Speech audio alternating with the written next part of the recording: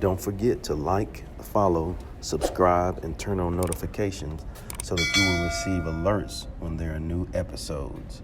Go get it. This what I tell 'em. Look, I've been grinding for so long, I wake up and chase my goals. I go out and I go get it. How to code, that's all I know. I don't succeed, then I don't breathe. Success, what does it mean? If I conquer all my goals, then I'm living out my dream. Dig deep, go out and get it. Success Chronicles. Compete until it's finished. Success Chronicles. Go take care of your business. Success Chronicles. It's deeper than just winning. Success Chronicles. Hey, what's up, everybody? This is Chip Baker coming to you with another episode of the Success Chronicles. Today, we have on Dr. Hunter Taylor, a great guy, professor, author, doing some great things. I'm grateful to have him on. So first, I just want to say thanks so much for taking the time to interview with the Success Chronicles. Absolutely, Coach Baker. Big fan of what you do. And so this was easy. This was easy to say yes to. So I'm excited to be on. I love it. I love it. Well, I know off air we talked a little bit about your journey and the things that you're involved in. But if you don't mind, sharing a little bit about who you are and what it is you do, so the audience will know who is this doctor guy. Absolutely, absolutely. So I think place plays a big part in narrative, right? Like where we're from. And so I grew up in a small town in Northeast Texas. The community is called White Oak. My dad was one of the football coaches, and then my mom worked at another school in the area called Pine Tree. Yeah. And just had two great parents, just like you did, as far as setting a good foundation. And I really loved. I think one other thing that like helped me a lot was I kind of was raised by a staff too. Yes. It was a time period where like you were hanging out with the other teacher kids, coaches kids, right at the school, and that was kind of like the center of your world. So there were a lot of great families that had a part in me growing up. And so I think when you leave a place then, right, it's like you're expanding your worldview and different things, but there's always a great reference point that you come back to of like that help you make sense of yourself and how you make sense of the world. And for me, it was growing up in East Texas. So later on, I got into coaching myself.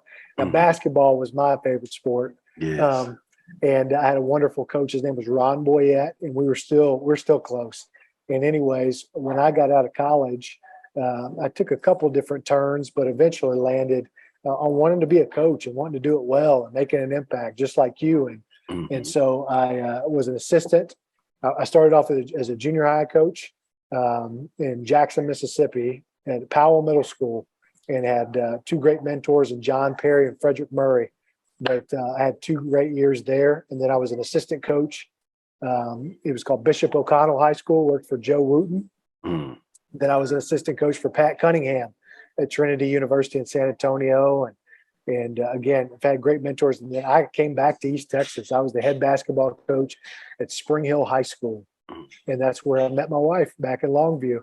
And again, though, I kind of hit it at a time where being a coach in that area, I mean, there were some phenomenal people coaching in the district I was in. So you're taking notes like crazy, on little things. And so like Scott Surratt at Carthage and Jeff Traylor at Gilmer. And I worked for Bill Poe, who was phenomenal. And then you're talking all these other great people. It was Dickie Meeks at Henderson. It was a really good time where it captured my imagination on like how important coaches are to communities, how that meshes with identity too.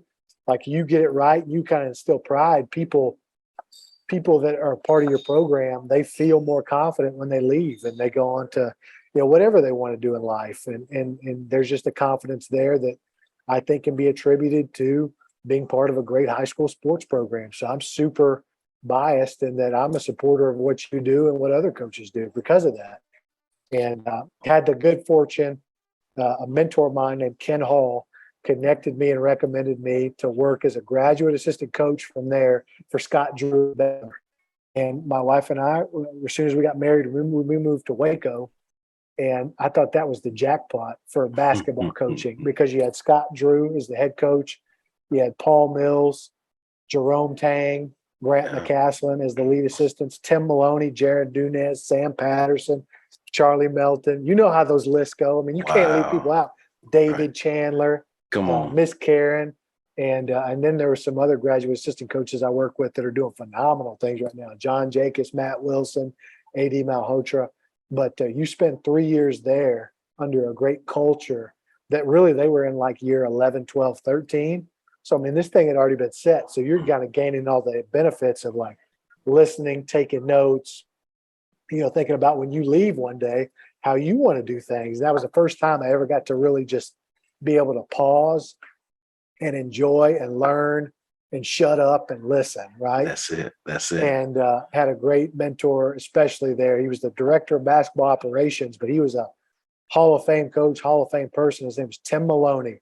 And he was the one that took it upon himself.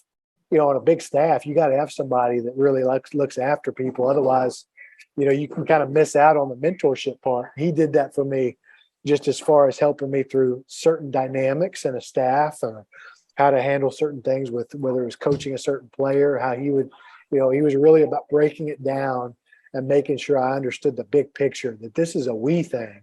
Yes. It's not a me thing. So if I ever said oh man, he'd embarrass me, and I loved him for that. And he really helped me grow. And then from there, after 3 years there, I went with Grant McCassin to Arkansas State, got a chance to be on the ground floor of on how much work it is to turn something around.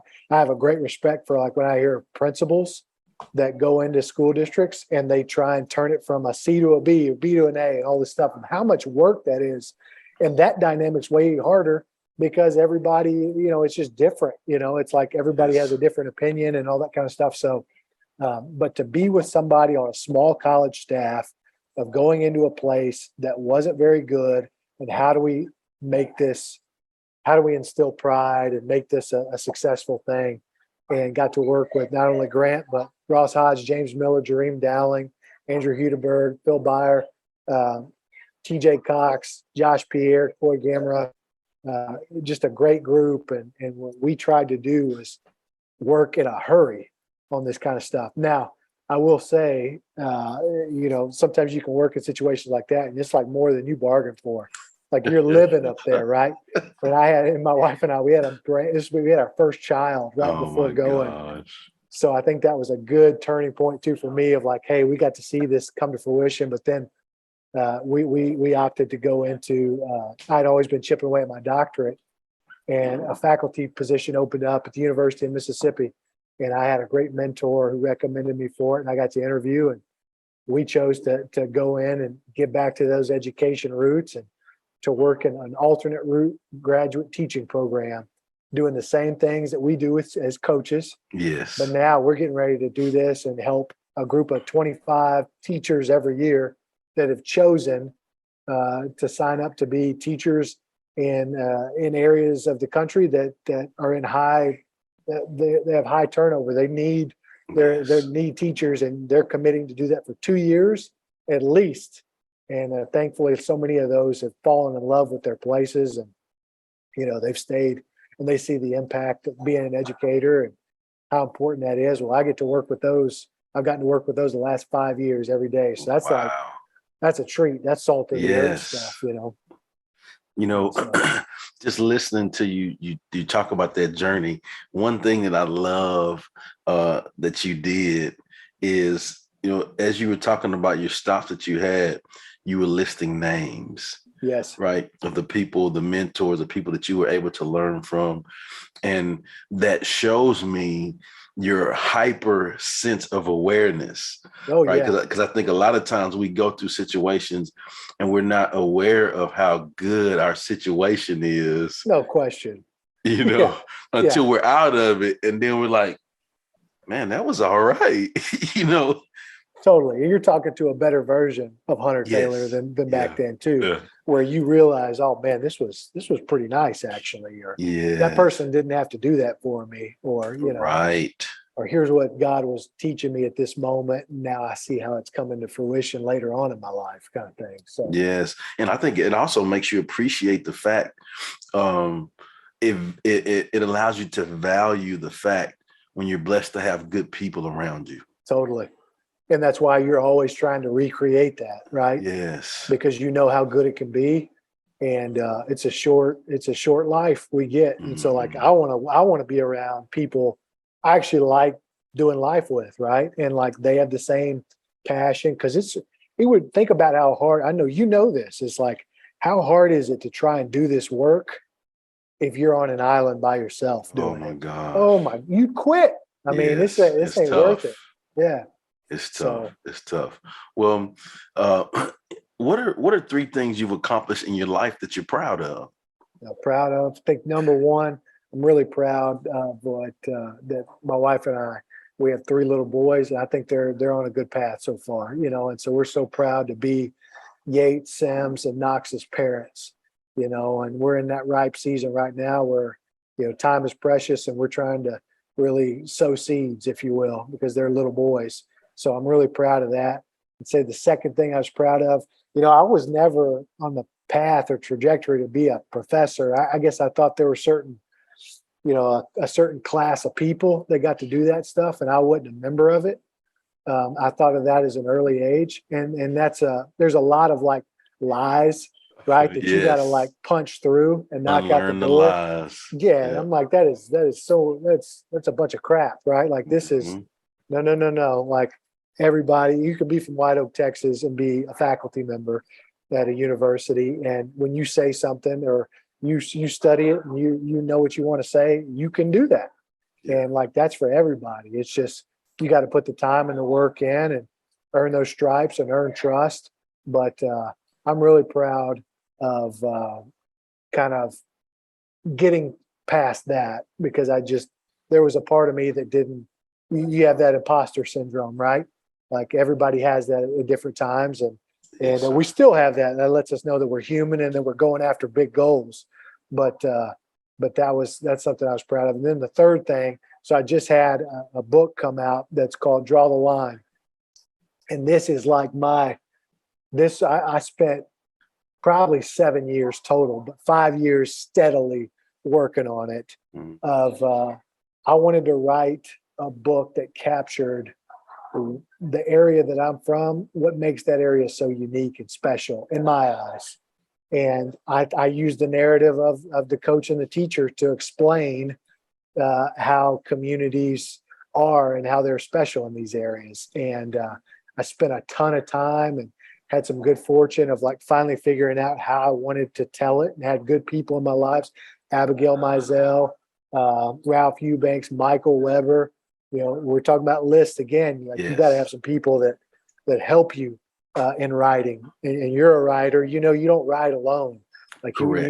you need to write in community and have people that you trust give you feedback and be honest with you, Mhm. and you receive that, and then had the great fortune of learning about a staff um, that I just think they're heroes. I think they're most people will know the lead person in them, and that's who we spoke about earlier, Jeff Traylor, Mhm. because he's now a head college coach. But I loved that Jeff quickly acknowledges, and we got to tell a story that acknowledges all of these great people from Todd Barr, Alan Metzel, Kurt Traylor, Matt Turner, Miss Lynn, all these people that make these small towns and do this great work from 6 a.m. in the morning at schools until Yes. the evening hours where you're driving people home, whether that's Olin Johnson, Yes. Keith Tate, Kerry Come on. Lane. I mean, it's a lot of work, and these people aren't paid like, college and No. pro coaches or something like that. So like, there's got to be something to you, right? That drives what you do.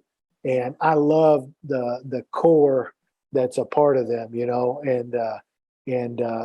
you're telling about who they learned under, and I love it because these are credit givers too. You talked about that earlier. They're talking about Wayne Coleman and Danny Long, Matt Turner and Dennis Coach Parker and Long. Tom Thrower. Yeah. All these, Conroe. Yeah. Yes, okay.